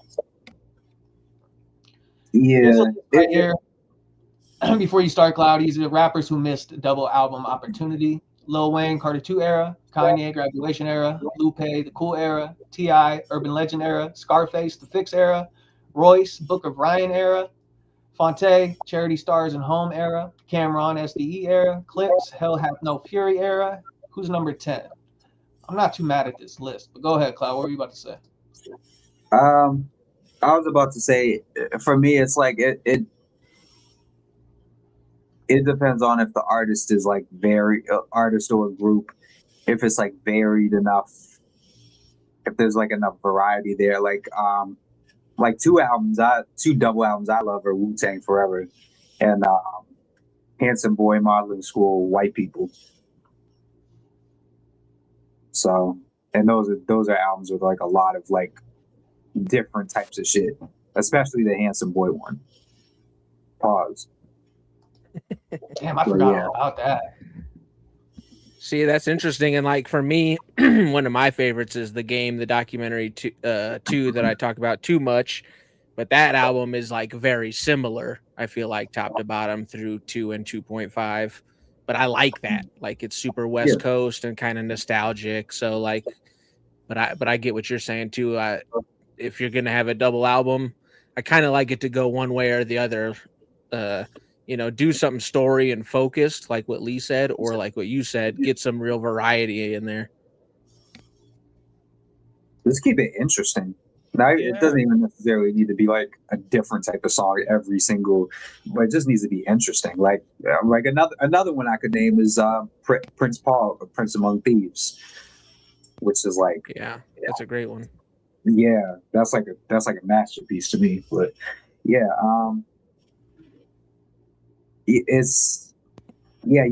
can't like what was the Migos album that was a double album, like Culture 2 or Culture 3 or something like that. But like you can't, certain artists can't do that. They can't do that, and it's like we're getting a lot of that now because people are doing they're playing the whole streaming game where it's like, they drop an album with like 40 songs and this, they're racking up the streams. Yeah, and then releasing a deluxe. Yeah, that's what that boy Rocky's doing. He still didn't drop the full disc too. Like, what the fuck? Yeah, I hate that shit.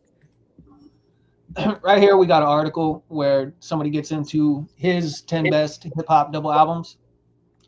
Number 10, he's got UGK, Underground Kings. Number 9, Vince Staples, Summertime. Diplo, Diplomatic Immunity. That was a good one. Jazzy Jeff and the Fresh Prince. That was a double? Yeah, I was gonna say I don't remember. I didn't realize. I don't I think that was didn't a remember double that album. as a double. I don't know. Yeah, Maybe I'm wrong, but that's not what I remembered that as. Yeah. It's also the very first double album in hip hop history. I don't think that was a double album. I gotta check. I gotta look that up. Nas, Street Disciple. Number 5, kinda Big crazy Crit. at number Forever 6. is a mighty long time. Shout out Big Crit. Glad he made the list. I mean, of course, Outkast, Speaker Box, Love Below. I mean, Yeah, we there probably you all go, know Cloud. the rest of the list. more Wu-Tang or less. Forever, 97. Mr. Morale by Dot. And Big Life After Death. I mean, I kind of like what Lee was saying. It was like if you have the mechanism to like deliver enough content where it don't get stale over the course of like a lot of songs, more power to you. But not everybody has like that skill set. Not everybody has like enough ammo in the armory to execute that. That takes a long time. And that doesn't mean you bad at rapping. It just means like, bro, stay in your lane. Yeah. No. Yeah, no, I mean, to the point of the list. Go ahead, Obi. Sorry, go ahead. I was just gonna say, to the point of that list from Tony is like, don't force a double album. You know, it's arguable that these guys didn't miss anything, like that they executed exactly how they should have, right? If you don't have the content for a double album, don't drop one or don't force one out on people. Yeah, and everybody's output's different too. So people just need to know how to like play their position. Like running backs don't kick field goals. You got to figure out what you're good at, and you got to execute. You got to execute on that, and you got to build on that. So even if there is like an era of double albums that starts to come back and be trendy again, that doesn't mean that everybody should try to pursue that, because you're really gonna end up getting a lot of watered down, shitty music. I mean, if we're just being honest. Yeah, and oh, by the way, the he's the DJ, I'm the rapper. That was a double LP. I mean, so a full album, double LP equals a full. One full. Yeah, like it's enough. It would fit on a CD, but CDs weren't like really a. Yeah, exactly. Yeah, so it's not like it's debatable, but how many tracks? How many tracks were on it? 17, I think. Yeah. That wasn't normal at that time, but it was enough to. It was an hour. Yeah. Yeah. So. Average was like 12 and shit when people were actually not losing their minds. Yeah, I think baseline's got to be at least nowadays. Baseline's got to be like 22, 24, maybe for a double. Anyway. Yeah, I would say around there. You said over 22 would be a double album? No, I mean like if you're putting out a double album now, how many songs do you think it should be? I thought you meant minutes. No, everybody's album's 24 minutes long now, bro. Dropping a double EP. That's about to be the new shit. All my favorite projects recently, end of the last year, like my main criticism was like, bro, like 10 songs? Come on, bro. Like I was talking to Obi about the OT's new project. I was like, man, it's dope, but I just wish it was a little bit longer. Could have gave me that was like 22 minutes, I think. Yeah, he's been on that though since, I mean, the end of 2024. I think the last project that was even over an hour was like a Green Lantern tape, like 2023. Well, that's why I was gonna laugh when you kind of said like, oh, a double album it's got to be 24 songs, because nowadays you get a 24 song album might be 48 minutes. Or you know what I mean? Yeah. Like every song is a minute and a half, 2 minutes, still under an hour, and you got to go through 25 songs to finish it. Drives me nuts. I mean, I think the attention span really kind of affected that. Society's attention span has really affected how people are making songs now, as far as like length and and content wise. I'd prefer like a double album era over like a deluxe era where people just keep releasing the same thing with a few different songs. That's true. But we've talked about it before. Like, I don't know too many newer people that have that kind of output where they could successfully do that. I mean, there's some, but I mean, collectively, not. I don't think so. Have you seen because it reminded me because they had a Outkast on that list. Have you seen the clips that Big Boy's been dropping? I think I've been putting them in the chat. Yeah, well, so what's funny about that is I saw that clip. I thought that was an old clip because I swear he dressed the exact same way. He drove in the exact same car. Like, I swear I've seen that clip before. So I'm either having some kind of crazy deja vu or Big Boy is dressed the exact same way he was a year ago, doing very similar things he was a year ago. He's cooking something up, and I'm kind of looking forward to it. There's been some old head activity like 40. You guys see that the shit that 40 killed? I forgot it was on a Hit Boy beat with E40. It dropped like last week. Yes, that shit is fire. That shit was fire. I was like, go water, go. I like seeing that kind of stuff, dude. I really do. I would want to hear a 40 Hit Boy album. Yeah.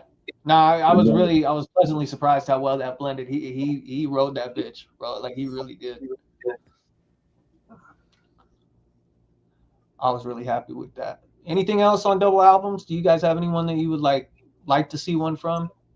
Who you think could actually execute it without getting stale a half an hour in? Oh man. I don't know. I don't know who out now.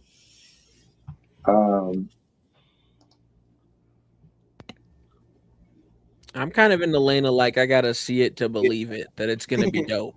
I hate to be that guy, but like I don't have like the most faith in double albums, so it's kind of you gotta prove it. It's a hard one because you just gotta prove it by doing it, and that's a risk, right? Because if you don't prove it, then it just They either dropping double albums or long ass albums. It's like, bro, you got 22 songs here. You should have just split it up, and trying to make a concept out of it. So, and whether it's one album or double, make these songs good, please.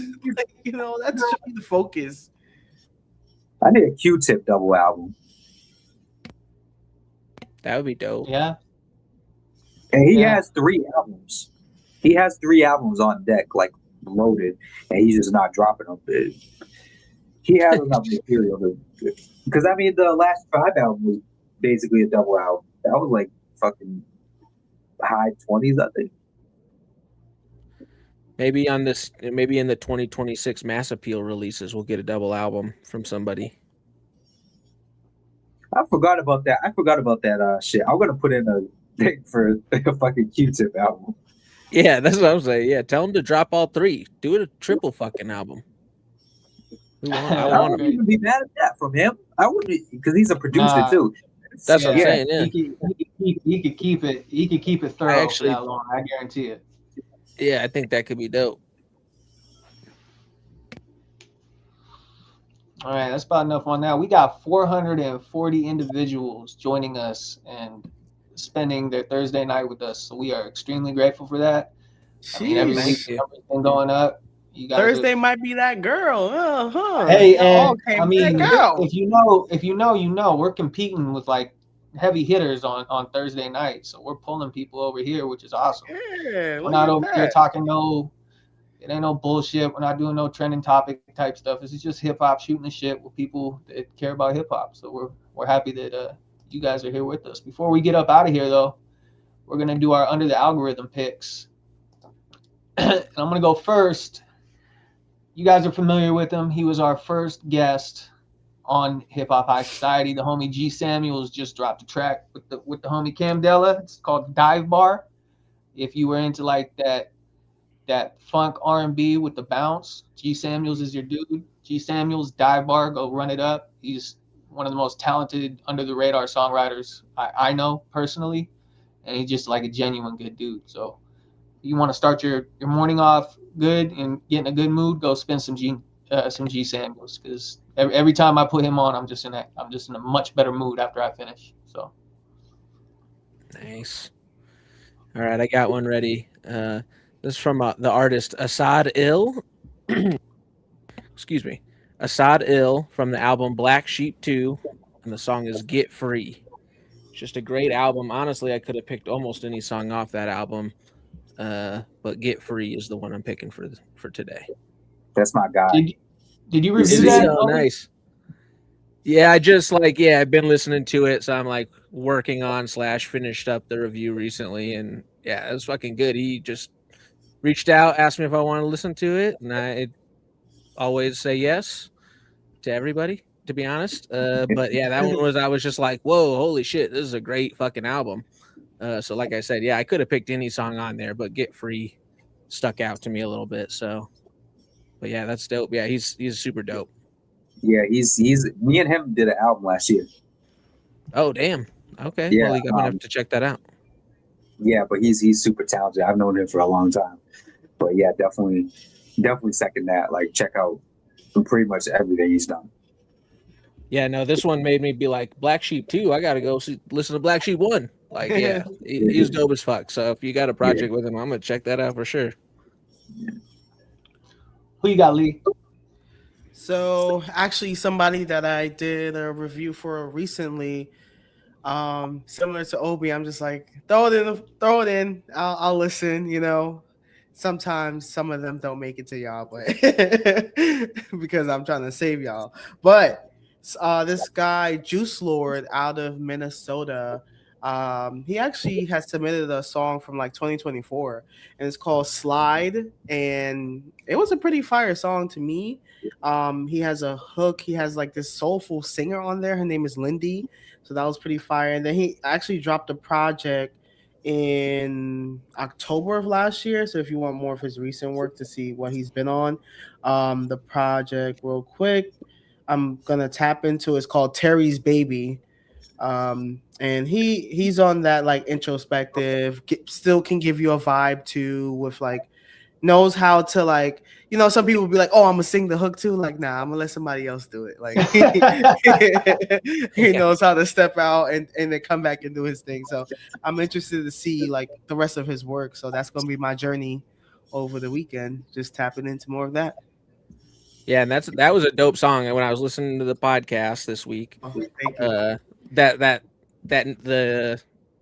name Juice Lord kind of makes you be like, well, what am I gonna get into, right? But like, no, that song was super dope. I was like, oh, I gotta download something. I gotta check in for sure, because that song was really good. Oh yeah. What do you got, Cloud? You got anybody new we should be peeping right now? I don't know if he'd be under the radar necessarily, but Chris Crack just dropped an album. And he's super dope. Song I would recommend is What I'm Gonna Do With All These Frequent Flyer Miles, and that one's produced by Hudson Mohawk. I'm not sure if you guys know who that is, but he was like very in tech. Like he produced most of The Life of Pablo. Mm-hmm. So he was very like instrumental in like that whole era, and he was he was in that group Tonight. Like it was like electronic like shit, but he's like Irish or Scottish or some shit, right? Yeah. Okay, I know who you're talking about. I know you. Mm-hmm. No, he's Scottish. Yeah. He's from Glasgow. He's from Glasgow. I know exactly who you're talking about now. Yeah, he's insane. He's insane. But he did like a few joints on that album too. But yeah, Chris Crack. Too Late to Start Following the Rules Now. I think he dropped that on Fool's Gold. That's why I was kind of like, I'm not sure if he's like necessarily under the radar, but he's super dope. I still think he is kind of. Yeah, he's kind of like he's right there. Yeah. Bubbling for sure. Oh yeah, for sure now. Before we get out of here, I mean, it is a little late to do promo, but I feel like we need to because we've really been putting up some really good reviews. Shout out to Drago the Great because he spammed the email with some reviews and they're really good. He put me onto some really dope shit. Crutch Calhoun, this one, Obi, the Sylvan Gold Rush, this chick from LA. Mm-hmm. Very stubborn dud.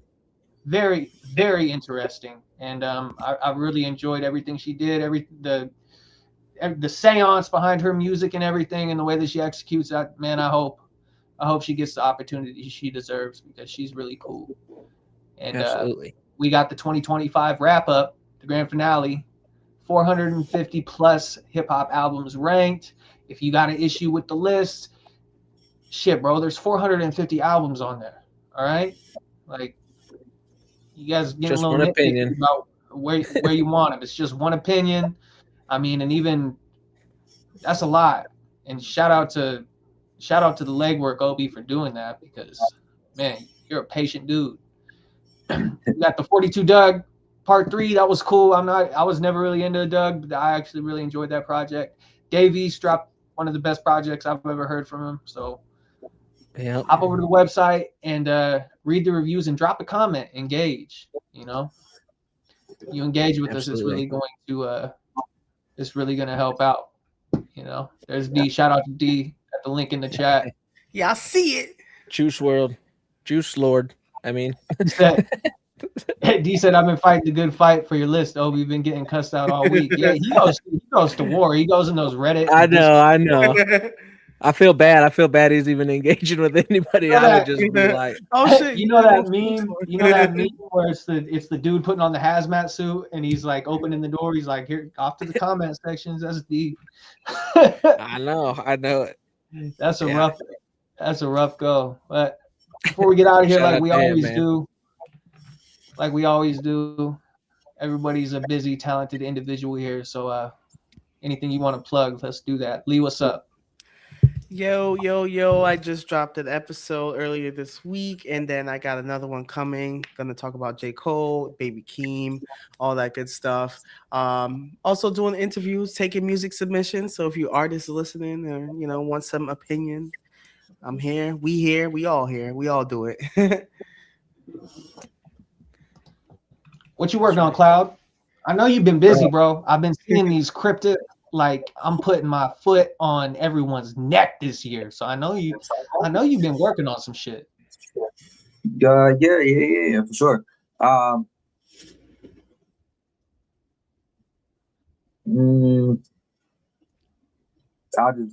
just say I'm working, but anyone who's in New York next week, I'm out in Brooklyn at Loudmouth on 28th, which is Saturday, I think. But I'm there. I'm gonna be at the Top Shelf Premium pop-up on March 14th, and I'm in New York. I'm gonna be out there a few more times during the summer. I'm outside, man. And as far as like music,